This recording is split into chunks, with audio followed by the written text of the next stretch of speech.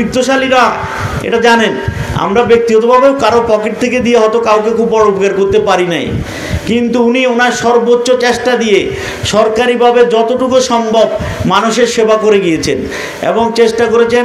উনি যখন 91-এ এমপি হয়, সোনাপুরের দক্ষিণে কোনো পাকা রাস্তা ছিল না, কিন্তু আজকে কতগুলো রাস্তা আছে সোনাপুর থেকে আসার জন্য, এই অঞ্চলে আসার জন্য কতগুলো বিকল্প রাস্তা আছে। এই সবগুলো বড় রাস্তায় ওনার অবদান। এখন যতগুলা ডিগ্রি কলেজ আছে আপনাদের এই অঞ্চলে, তখন ততগুলো হাই স্কুলও ছিল না, এবং যতগুলো হাই স্কুল এখন আছে ততগুলো প্রাইমারি স্কুল এবং মাদ্রাসা ছিল না এই অঞ্চলে। উনি তখন সর্বপ্রথম চিন্তা করেছে মানুষের পরিবর্তনের জন্য মানুষের শিক্ষা প্রয়োজন এবং মানুষের জীবিকার কর্মস্পৃহ বাড়ানোর জন্য যোগাযোগ ব্যবস্থা উন্নয়নের প্রয়োজন। সেই জন্য উনি একই সাথে এই অঞ্চলে সকল বড় বড় রাস্তাগুলো করেছে, তারপরে যে পরবর্তীতে আবার নির্বাচিত হয়েছে ছোট ছোট রাস্তাগুলো করেছে।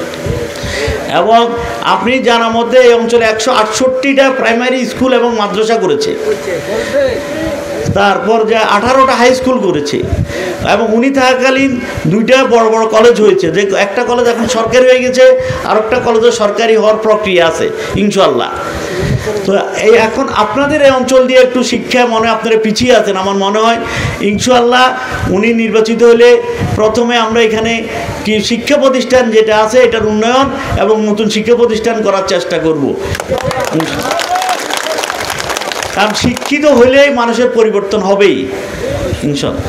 আর দ্বিতীয়ত হলো আপনাদের এখানে নদী ভাঙার যে একটা বিরাট বড় সংকট আমি বুঝতে পারছি, কারণ এখানে ম্যাক্সিমাম মানুষ হাতিয়া, তারপর আপনার শাহবাজপুর, সন্দ্বীপ বিভিন্ন জায়গা থেকে নদী ভাঙ্গন লোকজন এখানে এসে জড়ো হয়েছে, এবং এখানে ম্যাক্সিমাম লোকেই বাইরের লোক বোঝা যাচ্ছে।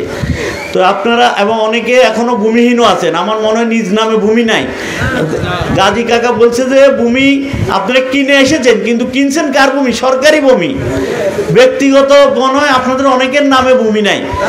ইনশাআল্লাহ আমি কথা দিচ্ছি 1991 সালে আমার বাবা যেমন সিডিএসপি আনছিল এই অঞ্চলে, ওনার বিরুদ্ধে বিক্ষোভ মিছিল হয়েছে, অনেক বিক্ষোভ মিছিল হয়েছে, কিন্তু উনি তারপরে দৃঢ়তার সহিত এই সিডিএসপি প্রকল্প বাস্তবায়ন করার কারণে আমার জানা মতে প্রায় 12,000 ভূমিহীন জমি পেয়েছে। আল্লাহর রহমতে সিডিএসপি পঞ্চম প্রকল্প আমরা চেষ্টা করব চালু করতে। যদি সিডিএসপি পঞ্চম প্রকল্প চালু না হয়, একই ধরনের অন্য যে কোনো প্রকল্পের মাধ্যমে ভূমিহীনরাই ভূমির মালিক হবে ইনশাআল্লাহ। এ প্রতিজ্ঞা করে যাচ্ছি আপনাদের কাছে। কোনো জোরদার ভূমির মালিক হবে না ইনশাআল্লাহ, ভূমিহীনরাই ভূমির মালিক হবে। আর এখন আমাদের এই ভূমিহীনরাও এখন আতঙ্কে আছে, কারণ আমাদের এই অঞ্চল ভাঙছে।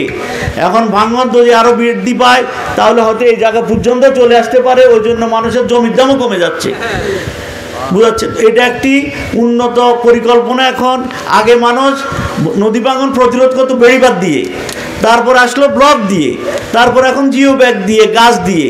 তো এগুলো বৈজ্ঞানিক পরিকল্পনা অনুযায়ী যেটা সর্বোচ্চ উত্তম পন্থা হয় সেই পন্থা দিয়ে ইনশাআল্লাহ এই অঞ্চলে নদী ভাঙন প্রতিরোধ করার জন্য আমরা সর্বোচ্চ চেষ্টা করব।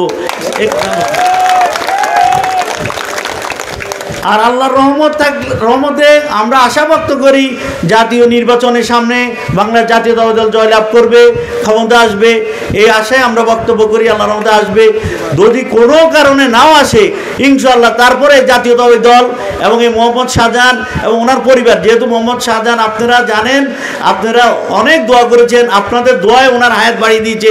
উনি দীর্ঘদিন অসুস্থ ছিল না, এবং আপনারা সবাই দোয়া করছেন, আপনাদের দোয়ায় আল্লাহ ওনার হায়াত বাড়িয়ে দিয়েছে। উনি তারপরে এখনও কিছু শারীরিকভাবে 100% ফিট হয় নাই, একটু দুর্বলতা আছে। তো আগের মতো হয়তো উনি সর্বক্ষণিক ওই যে বলছে না ল্যাব গায়ে দিয়ে শুয়ে থাকতে পারবো না, কিন্তু ইনশাআল্লাহ উনি শুয়ে না থাকতে পারলো, আমরা আছি ওনার উত্তরদায়ী। আমি হয়তো ওনার সন্তান হিসেবে উত্তরদায়ী, কিন্তু গাজী দুকু ওরা সবাই কিন্তু ওনার রাজনৈতিক উত্তরদায়ী না। ওনারা তো আপনার সাথে থাকে, তো ইনশাআল্লাহ আমি ওনাদের সাথে একসাথে ওনার রাজনৈতিক উত্তরদায়ী এবং সন্তান হিসেবেও আপনাদের সাথে থাকবো, এই কথা আমি করে যাচ্ছি। আর পরিশেষে আমি আপনাদের প্রতি কৃতজ্ঞ, কারণ উনি অস্ত্রশাসন আপনারা দোয়া করেছেন, এবং উনি যখন দেশে এসেছেন 25শে জুন আপনারা এই গ্রাম অঞ্চল থেকে এবং এইখান থেকে সুবর্ণচর থেকেও একটা বিশাল মিছিল নিয়ে গেছেন, অনেক জনগণ গিয়েছেন ওনাকে স্বাগতম জানানোর জন্য, ওনাকে এক নজর দেখার জন্য। তারপরে 11 আগস্ট উনি আবার চন্দ্রপুর ডিগ্রি কলেজে এসেছেন। তখন আমার মনে আপনারা প্রত্যেকটা ঘর থেকে একজন না একজন লোক গিয়েছেন ওনাকে দেখার জন্য, গিয়েছেন। তাহলে যেহেতু প্রত্যেকটা ঘরে ওনার প্রতিনিধি আছে, আমি মনে করি আপনারা যেহেতু ওনাকে দেখতেছেন আপনারাই তো ওনার প্রতিনিধি।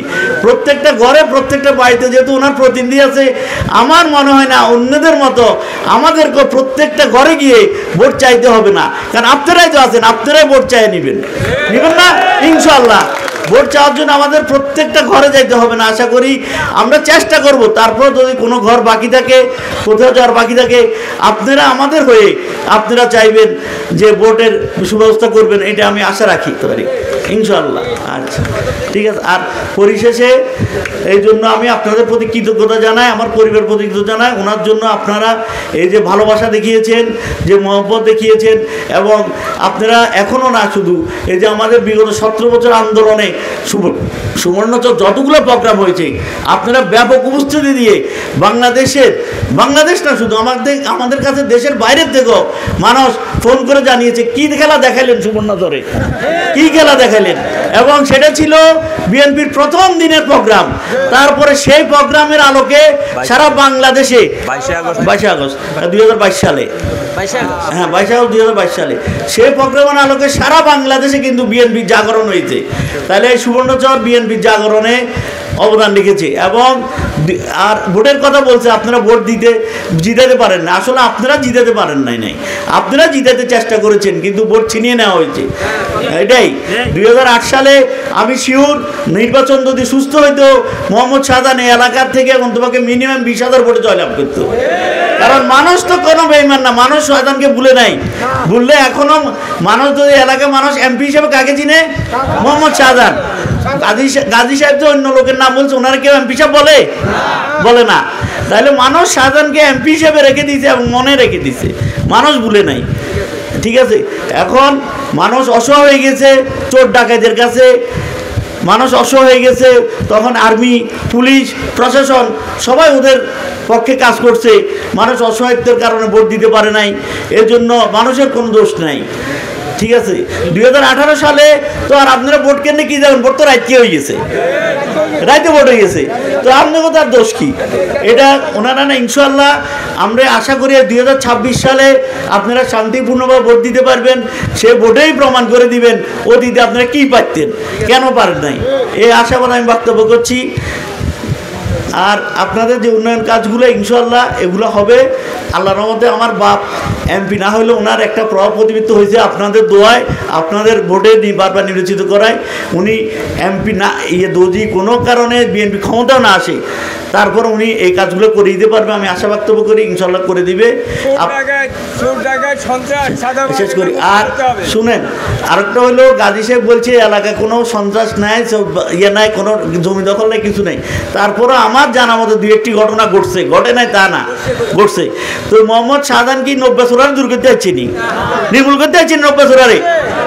90 চোরা কিছু করতে চাইছেন, উদ্ধার করছে না 90 চোরার তো অঞ্চল করছে তো ইনশাআল্লাহ। আর এখন যারা আছে ওরা তো এত আর এর চেয়েও বড় সন্ত্রাসী না, 90 চোরা তো নিজেরা সরকার পেত।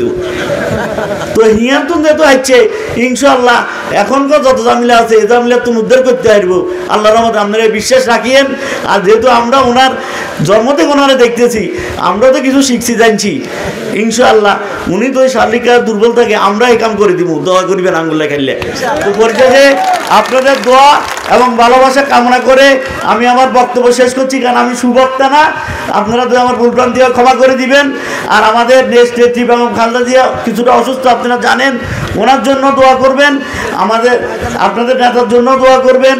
আর আমাদের ভারপ্রাপ্ত চেয়ারম্যান সাহেব ইনশাল্লাহ নভেম্বরে হয়তো আসবেন, আসলে ইনশাল্লাহ আপনারাও এখান থেকে যার যার সামর্থ্য অনুযায়ী যাবেন, আমরা যাব। এবং আশা করি ওনাকে আমরা নির্বাচন সময় আমাদের এলাকায় এনে একটা জনসভা করব, সে জনসভা আপনারা উপস্থিত থাকবেন, এই আশা আমি বক্তব্য করতে পারি ইনশাল্লাহ। তো আল্লাহ হাফেজ।